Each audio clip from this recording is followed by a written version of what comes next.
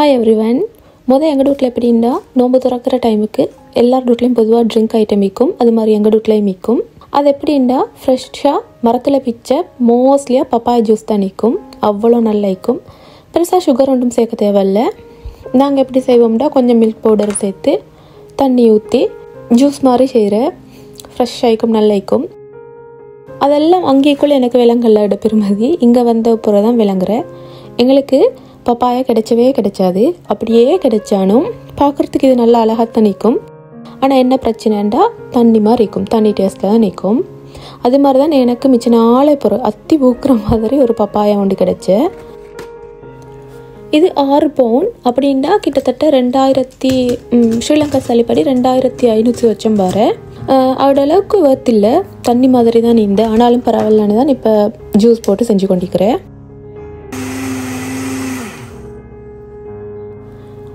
Papaya ஜூஸ்க்கு vanilla ice cream மேலால் போட்டு குடித்தா நல்லா டேஸ்ட் ஆகிக்கிறேன். நாங்கள் ஸ்ரீலங்காவில் அப்படி தான் செய்கிற நோம்புக்கு நல்லா இருக்கும். ஸோ அது ஞாபகத்தில் நான் அதையும் செஞ்சு குடித்தேன். அது அளவுக்கு டேஸ்ட் இல்லை, ஆனாலும் இனி பரவாயில்ல அப்படின்னு இருந்தேன். நாங்கள் இப்போ பெய்து கொண்டிருக்கிற வெளியில் இன்றைக்கு கொஞ்சம் வெதர் நல்லா வெயிலாக இருந்துச்சு. வெதர் பார்க்குறதுக்கு கூதல் தான், ஆனாலும் வெயில். ஸோ பரவாயில்ல, வெயில் தான் நிற்கிறேன். ஹஸ்பண்ட் ஜும்மாவுக்கு போகிறேன், அதனால் நாங்களும் எப்படியே பின்னிக்கால தொத்தி கொண்டு போனேன். அவர் ஜும்மாவுக்கு போனேன். ஸோ நாங்கள் அதுங்காட்டி நிற்கிற ரிவருக்கு தான் போனேன். அவர் போய்த்து போகிறதுக்கு ஒரு 1/2 hour ஆகும்ன்றதுக்காக. இந்த ரிவர் அவ்வளோ ஸ்பெஷலான ரிவர் எனக்கு. நான் முந்தி இந்த இடத்துல தான் நீந்தினாங்க. ஸோ ஹஸ்பண்ட் வேலைக்கு போய்த்து வரங்காட்டி நான் முந்தி ஒரே போகிறேன் இந்த ரிவருக்கு. பார்க்குறதுக்கு அவ்வளோ அழகாய்க்கும். இந்த முக்கோணம் மாதிரி இருக்கிறதா நீ அதுக்குள்ளால் முந்தி போட் போகும். இப்போ அவ்வளோ மழை பெஞ்சு ரிவர் ஃபுல்லாகவே தண்ணியாகி சம்மருக்கு பார்க்குறதுக்கு அவ்வளோ ஆகிக்கும். நிறைய க்ரௌட் வரும், சின்ன பிள்ளைகள் நிறைய பேர் வருவாங்க. நிறைய வாத்துக்குட்டான்ஸ் எல்லாம் இதில் இருக்கும். ஸோ ப்ரெட்டெல்லாம் கொண்டு வந்து அது கொடுக்குற அப்படி எல்லாம் மீக்கும், பார்க்குறதுக்கு அழகாகிக்கும். விண்டருக்கும் நிறைய ஈக்கிறதான் புறா எல்லாம் மீக்கும். ஆனால் வாத்து அப்படி வந்து நல்லாவே குறைவாய்க்கும்.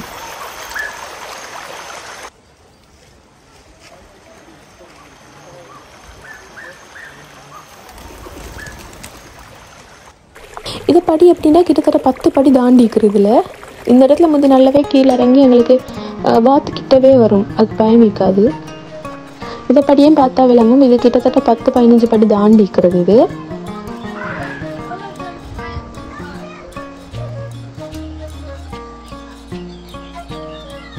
மார்ச் நடுவில் மாதிரி தண்ணியெல்லாம் நல்லாவே குறைஞ்சி மறுபடியும் அழகா வரும். அதற்கு மறுபடியும் பிஸி ஆகும்.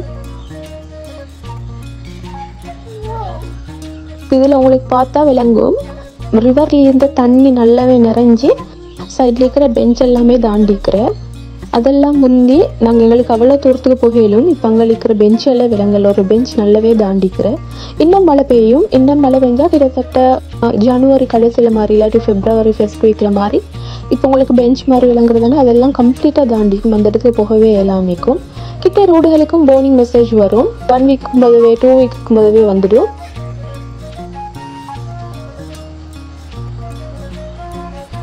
உங்களை பார்த்தா விளங்கும்.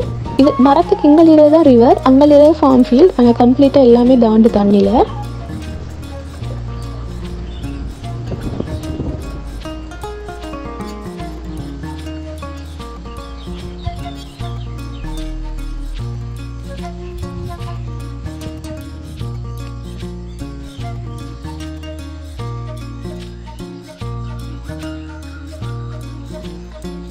இது ஒரு வில்லேஜில் இருக்கிற ஒரு டவுன் மாதிரின்னு வச்சுக்கொள்ளும். அழகான ஒரு வில்லேஜ். நாங்கள் இருக்கிற சிட்டியிலே ஒன் ஆஃப் த பெஸ்ட் வில்லேஜ்னு சொல்லலும். அதோடு இருக்கிறது இது வந்து பவுண்ட்லேண்ட். இது எப்படின்னா வந்து ஸ்ரீலங்காவில் இதை கிட்டத்தட்ட எப்படி கம்பேர் பண்ணலும்னா இதை ஷாப்பில் எல்லாமே 100 ரூபாய்க்கு எடுக்கிற மாதிரி இருக்கும். அப்படின்னா 30 ரூபாயோட சாமானும் 100 ரூபாய்க்கு தான் எடுக்கலும். 200 ரூபாயோட சாமானும் 100 ரூபாய்க்கு எடுக்கிற மாதிரி அப்படி இருக்கும். முந்தி அப்படி தான் இருந்தால் இப்போ இதை ஷாப்லேயும் வந்து தாண்டியாச்சு. 1 pound ப்ளஸ் ஆகியாச்சு. எல்லா திங்ஸுமே எல்லாம் வந்து சீப்பான ப்ரைஸில் இருக்கும். அப்படின்னா இப்போ வெளியே சூப்பர் மார்க்கெட்டில் ஒரு ப்ராடக்ட் வந்து 2 pound அப்படின்னா இதில் வந்து 1 pound அப்படி இருக்கும். அது 85 பீக்கெல்லாம் போட்டிருப்பாங்க. எல்லாமே சீப் இல்லை. இதை ஷாப்புக்குள்ளே போகிறோன்னா கொஞ்சம் வெளியுலகத்தோட ப்ரைஸும் தெரிஞ்சு தான் போகணும். ஏன்னா சில சூப்பர் மார்க்கெட்டில் இதை விட சீப்புக்கு இருக்கும் ப்ரைஸ். எப்படி சில திங்ஸ்ட அதை விட இங்கே கூடுதலாக இருக்கும். எங்களுக்கு விளங்காது. 1 pound குறவு மாதிரி இருக்கும். எல்லாத்தையும் போட்டுட்டு கடகடன்னு வந்து இந்த செக்ஷன் தான் கிச்சன் செக்ஷன். எனக்கு விருப்பமான இடம். வாங்காட்டியும் பரவாயில்ல, சும்மா வந்து பார்த்துட்டு போகிறேன். இதில் இருக்கிற எல்லாம் வந்து ரீசனபிள் ப்ரைஸுக்கு தான் நிற்கும். ஆனால் குவாலிட்டியும் அப்படி தான் நிற்கும், ப்ரைஸுக்கு ஏற்ற மாதிரி. எப்படின்னா ஒருக்கா யூஸ் பண்ணுற மாதிரி 2 முறை யூஸ் பண்ணுற மாதிரி அப்படி தான் நிற்கும். பெருசாக நல்லா நிற்காது, ஆனால் ஓகே. கிச்சன் ஃபாயில் இப்போ நாங்கள் யூஸ் பண்ணிவிட்டு வீசுகிற சாமான் இருக்கு தானே, அதெல்லாம் வந்து இதில் எடுக்கிற நல்ல லாபமாக இருக்கும்.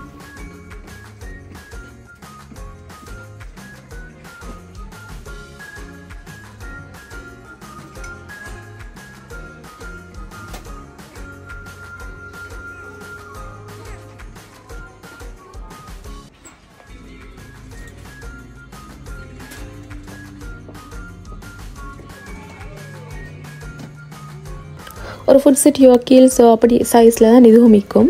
இப்போ ஆனால் எல்லாமே இப்படி விற்கும். சின்ன பிள்ளைகளுக்கு தேவையானது, இல்லாட்டி கிராஃப்ட்டுக்கு தேவையானது.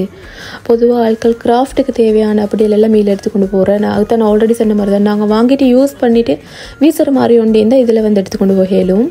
புக்ஸும் விற்கும். புக்ஸும் ஒழுங்கான ரீசனபிளான ப்ரைஸில் தான் இல்லை புக்ஸும் விற்கிறேன். நிறைய கலெக்ஷன் விற்காது, ஆனால் விற்கும், பரவாயில்ல, சமாளித்து எடுக்கிற மாதிரி தான் நிற்கும். சம்மருக்கு இதை வில்லேஜ் டவுனில் இன்னும் பார்க்குறதுக்கு அவ்வளோ அழகாக இருக்கும். இப்போ வின்டர்ன்றதால க்ரௌடும் நல்லாவே குறவு, வெளியில் கூதல்ன்றதுக்காக. பள்ளி பைத்து இப்போ வீட்டுக்கு தான் பைத்து கொண்டிருக்கிறேன். இப்போ மிச்சம் இல்லை, இப்போ பகல் 2:30, ஆனாலும் இப்போ வந்த வெயிலெல்லாம் மறுபடியும் பெய்த்தாச்சு.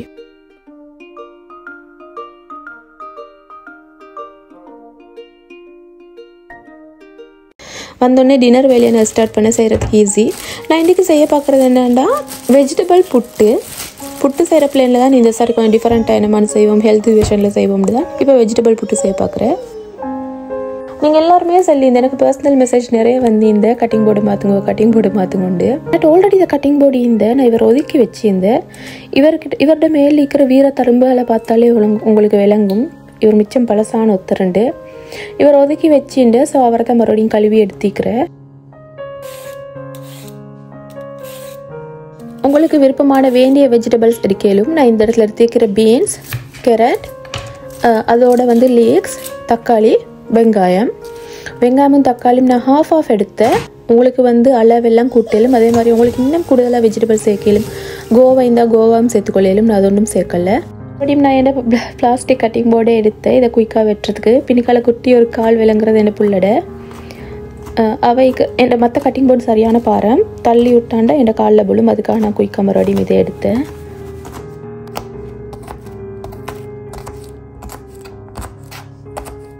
பீன்ஸை இப்படி குட்டி குட்டியாக வெட்டி எடுத்துக்கொள்ளணும். அப்போ தான் அது குயிக்காக வேகும். நாங்கள் தண்ணி ஊற்றி ஒன்றும் வேக வச்சிடலன்றதுக்காகத்தான் பீன்ஸ் எப்படி நூடுல்ஸுக்கு நான் ஒரு முறை வீடியோவில் வெட்டின மாதிரி தான் இதுலேயும் வெட்டுறேன். இப்படி குட்டி குட்டியாக வெட்டி எடுக்கிறேன் குயிக்காக வேகுறன்றதுக்காக. தின்னக்குள்ளையும் ஈஸியாக இருக்கும். பிள்ளைகளை தீத்துக்குள்ளையும் அதில் வெஜிடபிள்ஸ் நிறைய போட்டிட விளங்காது. லீக்ஸையும் இப்படி தான் சின்னதாக தான் வெட்டி கொள்கிறேன்.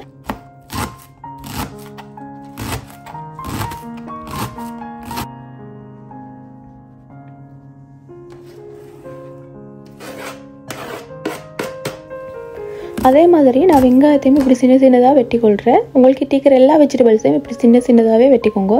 அதே மாதிரி நான் கேரட்டை வந்து கிரேட் பண்ணி எடுத்துக்கிறேன்.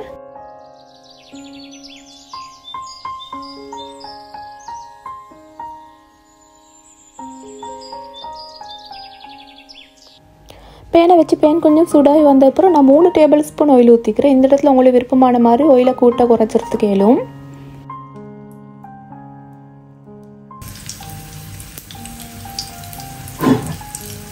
ஆயில் கொஞ்சம் கொதித்து வந்த அப்புறமே வெட்டி வச்சுக்கிற வெஜிடபிள்ஸ் எல்லாம் நான் ஒரே அடி சேர்க்குறேன், வேறையாக சேர்க்காம. நான் வெங்காயம் தக்காளி எல்லாமே நான் அதில் சேர்த்துக்கொண்டு உங்களுக்கு வேணுண்டா இல்லை பச்சை கைந்தான் கொஞ்சம் நீட்டமாக வெட்டி சேர்க்கலும். அப்படி இல்லாட்டி சின்னதாக வெட்டி சேர்க்கலும். அதை கொஞ்சம் மிக்ஸ் பண்ணிவிட்டு நான் கடலைப்பருப்பு வந்து ஒரு டீஸ்பூன் மாதிரி நான் இதில் சேர்த்துக்கொண்டேன். இதுவும் ஆப்ஷனல் தான். உங்களுக்கு விருப்பம்டா கடலைப்பருப்பும் கொஞ்சம் சேர்த்துக்கொள்ளையிலும். தின்னக்கொள்ளை நல்லா இருக்கும் கட்டிப்படக்கொள்ளை, அதனால் நான் சேர்த்துக்கொண்டேன். ஸோ எல்லாம் சேர்த்து கொஞ்சம் வதக்கிட்டு கட்டாத்தூள் என்னென்னா 1.5 டீஸ்பூன் சேர்த்திக்கிறேன். இதில் உங்களோட உரப்பு கூட்ட குறைச்சிறதுக்கு இயலும். அதோட உப்பு நான் 2 டீஸ்பூன் சேர்த்திக்கிறேன்.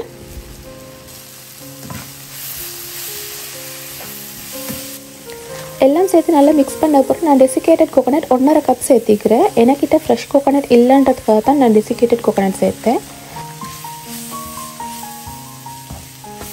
அதெல்லாம் சேர்த்து ஒரு few minutes நல்லா வேக வைக்கணும். நல்லா மிக்ஸ் பண்ணிவிட்டு குயிக்காக வேலை நடக்கணுன்றதுக்காக நான் ஸ்டாண்ட் மிக்சரில் தான் புட்டை செய்ய பார்க்குறேன். உங்களுக்கு வேணும்னா எக் பீட்டரால் செய்யலும். ஸ்டேன் மிக்சரை விட எக் பீட்டரால் குயிக்காக வேலை நடக்கும். எனக்கிட்ட அது இல்லைன்றதுக்காக தான் நான் இதை யூஸ் பண்ணுறேன். உங்கள்கிட்ட அப்படி ரெண்டுமே ஹெப்பி இல்லை அப்படின்னா தாராளமாக கையால் வளம மாதிரி பெதறையிலும். இது அரிசி மாவாலையும் செய்யலும், கோதுமை மாவாலையும் செய்யலும். நான் இந்த கோதுமை மாவால் செய்ய பார்க்குறேன். நான் கிட்டத்தட்ட 250 300 கிராம் மாதிரி கோதுமை எடுத்துக்கிறேன். கோதுமை மாவை கொஞ்சம் அதே பேனில் நான் போட்டு வறுக்க பார்க்குறேன். நான் எந்த பேனில் கறியை செஞ்சோ அதே பேனில் போட்டு கொஞ்சம் 5 மினிட்ஸ் நான் வறுத்து எடுக்க பார்க்குறேன். உங்களுக்கு ஒரு 2-3 நிமிஷம் இப்படி வறுக்கக்குள்ளே விளங்கும். நீங்கள் இப்படி ஒதுக்க பார்த்தா விளங்கும். கீழே வந்து ப்ரௌன் கலரில் ஆகிற மாதிரி இருக்கும். அந்த டைமுக்கு ரெடி ஆகியாச்சுன்னு எடுத்தேன். உடனே செய்ய ஸ்டார்ட் பண்ணேலும். ஸோ நான் இந்த ஸ்டாண்ட் மிக்சரில் கறியை போட்டு வச்சுக்கிறேன். இப்போ அதுக்கே நான் அதை மாவையும் சேர்க்குறேன்.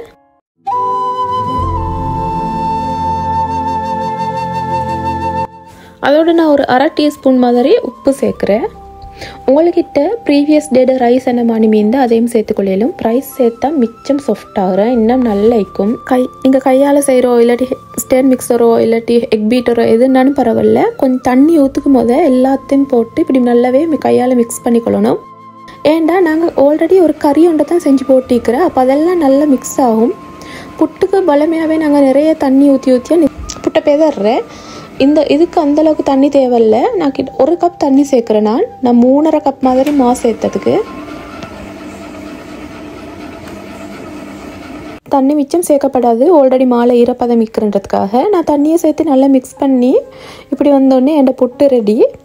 பெதறி எடுத்த மாதிரி வந்தாச்சு. இப்போ நான் அதோட புட்டை செஞ்சு எடுத்து பார்க்குறேன். நான் ரைஸ் குக்கரில் செய்ய பார்க்குறேன். எனக்கிட்ட புட்டு பம்பு இல்லைன்றதுக்காக. உங்கள்கிட்ட புட்டு பம்பு இருந்துட்டா அதால் செய்யலும். புட்டு பம்பில் செஞ்சு எக்ஸ்ட்ராவாக ஒரு டேஸ்ட் வர மாதிரி பார்க்குறது நீட்டாயிக்கும். புட்டு பம்பில் செஞ்சால் குக்கர் வாங்கக்குள்ளே மேலால் ஒரு தட்டி மாதிரி வரும். அது ஸ்டீம் பண்ணுறதுக்கு வர்றது. ஸோ அதில் நான் இடியாப்ப தட்டில் போட்டு தான் நான் அவிச்செடுக்க பார்க்குறேன். புட்டு ஒட்டுமோ அப்படின்ற ஒரு பயம் இருந்தேன்னா உங்களுக்கு இடியாப்ப தட்டில் கொஞ்சம் ஆயில், நீங்கள் இடியாப்ப தட்டில் செய்கிற மாதிரின்னா கொஞ்சம் மேலால் ஆயில் ஸ்ப்ரே பண்ணிவிட்டு அதில் சேர்க்கலும். அந்த டைமுக்கு அது ஒட்டிப்படாது. நான் அது ஒன்றும் சேர்க்கல, ஏன்னா அது ஒட்டிப்படாதுன்றதுக்காக. இந்த புட்டுக்கு கறி ஒன்றும் தேவையே இல்லை. இதை புட்டுக்கு சும்மா கொஞ்சம் கட்டை சாம்பல் இருந்தாலே நல்லா இருக்கும். பொதுவாகவே புட்டுக்கு நிறைய கிரேவி வேணும் தின்றதுக்கு. ஆனால் இந்த புட்டுக்கு தேவையில்லை. கொஞ்சம் காஞ்ச தன்மை ஈக்காது இந்த புட்டில். பிள்ளைகளும் விரும்பி தின்னுவாங்க. பெருசாக உரப்பிக்காது. டேஸ்ட்டும் நல்லா இருக்கும். இது வந்து டின்னருக்கு மட்டும் இல்லை, மார்னிங் பிரேக்ஃபாஸ்ட்டுக்கும் செய்யலும், லஞ்சுக்கும் செய்யலும். நல்லா ஃபீலிங் ஆகிக்கும், நல்லா டேஸ்ட்டாகவும் இருக்கும்.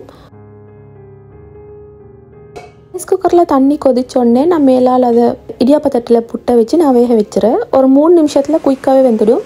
வெந்தப்புறம் இப்படி தான் நிற்கும். உங்களுக்கு பார்த்தா விளங்கும். இது